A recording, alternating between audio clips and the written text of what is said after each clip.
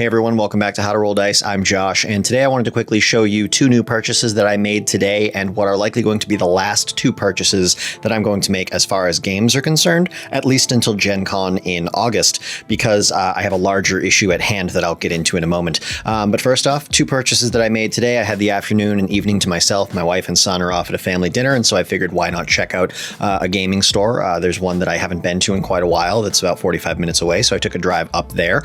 And I found quite a few games that I wanted to pick up. They have a really large selection of board games there. I want to say it's the largest selection of any store that I've been to as far as board games are concerned. And of course, I'm talking about the comic store in Nashua, New Hampshire, right off exit 5 on Route 3.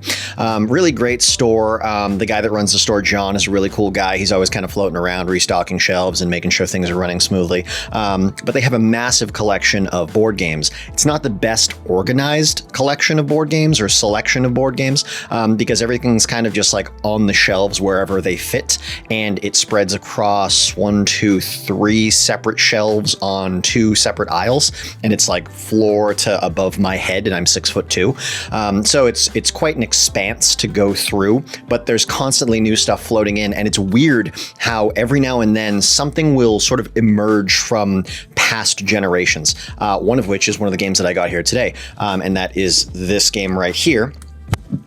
Whoop, slide that into place. Puerto Rico. This game has been reprinted a few times, but this is actually the original printing from 2002. Says so right on the box, and you can tell from the fabulous box design and artwork.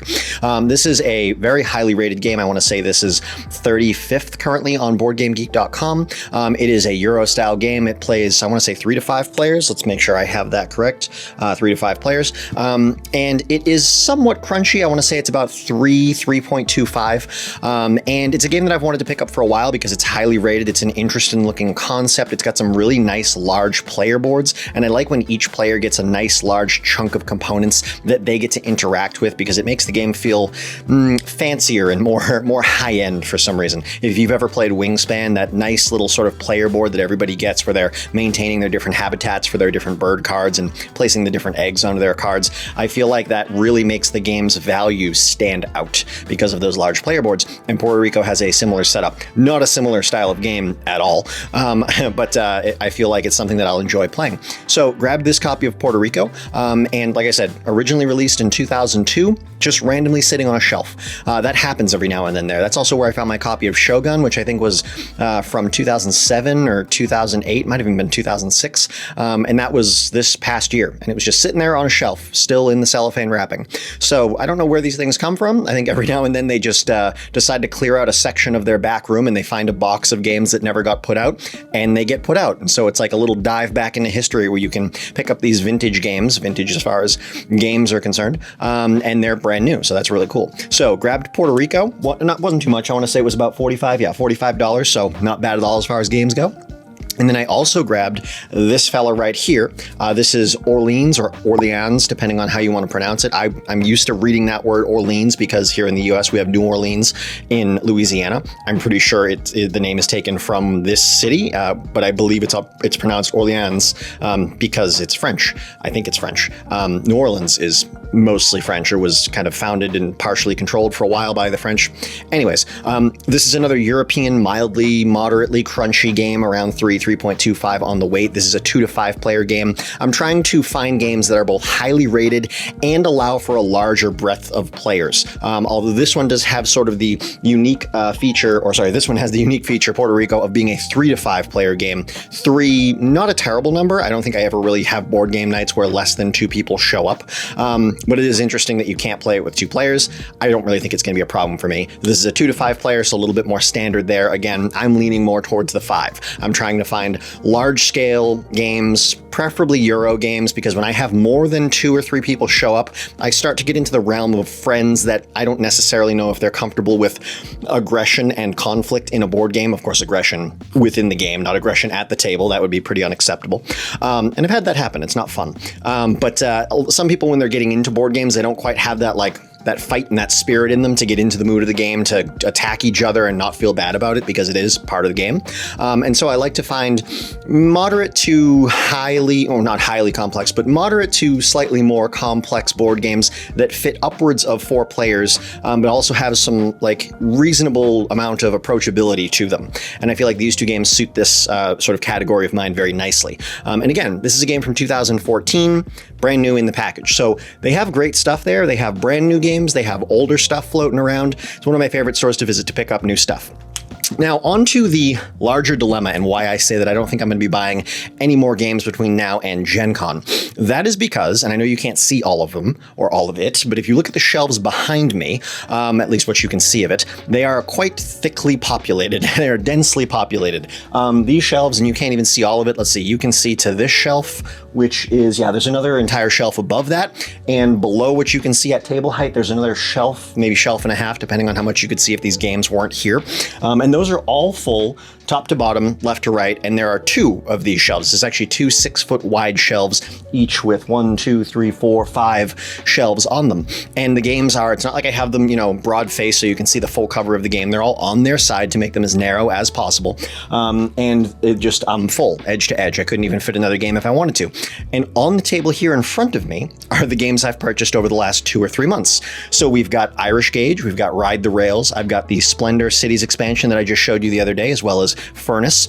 I've got Arboretum and Trails, as well as Side Effects, a couple of small box games, but still they take up 2 or 3 inches each, even if you put them on their side. We've got Gaia Project, we've got Dominion Intrigue that we bought to go along with Dominion, which does have a place on the shelf because I've owned it for a while. We've got Trajan, and now Puerto Rico and Orleans. That's a lot. I mean, if I put these all side by side, this is probably another 2.5 feet of games that I need to fit onto these shelves, and that's just not possible. There's nowhere to do that, which means I'm going to have to buy a 3rd one of these shelves and then rearrange everything, which I kind of don't mind because I like a nice little evening of organization. To me, it's relaxing, makes me feel good when it's all done. I'm the kind of person that likes to have a system and a method so that everything is kind of in its place. I originally had these shelves set up. I don't know if I ever mentioned this, but the shelf on my right now, my right, I guess to you, it's your left. That was originally American style games. And then on the other side, the other shelf was European style games. And then top to bottom, it was player count. So the top shelf was 2-player games. The next 2 shelves down were 3- and 4-player games. The next shelf below that was 5- and 6-player games. And then the bottom shelves were like 7+ player games, almost like party games at that point, or certain games with expansions go that high. Scythe goes all the way up to 7, Rising Sun I think goes up to 7. So that's how I had them set up originally. And I did really like that because if you had people that showed up for a game night and they weren't into that American style conflict, you could just immediately rule out that entire shelf. You just go, that whole shelf, we're not looking at it. We're over here. We're in Euro game, German game land. And then you just go top to bottom. Okay, how many players do we have? We've got 4. Okay, top 2 shelves are off. We're not looking at those. Those are 2- and 3-player games. So we've got, you know, rows 3 down on this side. Those are the games to choose from. And it was a really nice system.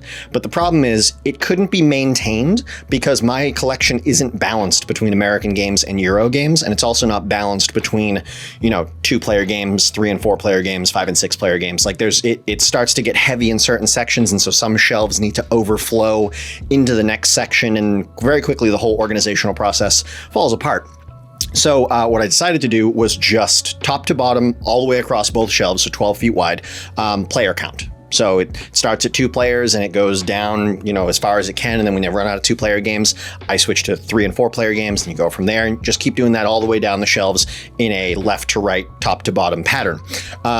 And then beyond that, each section is organized by box size. So when you hit the 3-4-player section, all of a sudden it goes back to a small box. Box size slowly increases as you go across the shelf until you get to the first 5-player game, and it drops back down to the smallest box, and it keeps doing that. That makes it easier to find the beginning of a section of new player size. So when you go from 4-player games to 5-player games, you'll notice the boxes go from very large to small. That way you don't have to put markers on your shelves. It's obvious where the new sections begin.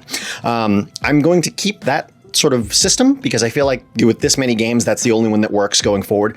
Player size and then box size. I was dabbling with the idea of doing weight or by doing ranking. But frankly, I feel like once you get out of the top 100, ranking is kind of a wash. Like I said in one of my recent videos, yesterday's video, top 500 games are probably like good to go. You really don't need to question that. It's probably, I would say at least 80, 90% of the time, a game that's worth your money and worth your time, if it's in the top 500. Inside the top 100, it's like close to a certainty. It's like a 99% sure you're going to like the game. It's absolutely going to be worth your money. It's going to be one of your favorites. But once you get out of the top 100, who likes what gets a little all over the place. I have some games that I think are perfectly fine. I don't think they're amazing, but I think they're good and I like playing them. And they're not even in, they're in like the top 2,000. They're outside of the top 500. So it gets kind of wishy-washy, like how much you care about the rank of a game after the first 100. It kind of gets a little biased at that point. And so organization by game rank doesn't really matter once you get outside of the top 100. I would say maybe a third of my games are inside of the top 100. The rest are kind of floating around somewhere either close to or well beyond that. And I do have some that I don't really like, but I don't really have a means to get rid of them yet, so it doesn't really matter where they're ranked. I'm not going to play them anyways.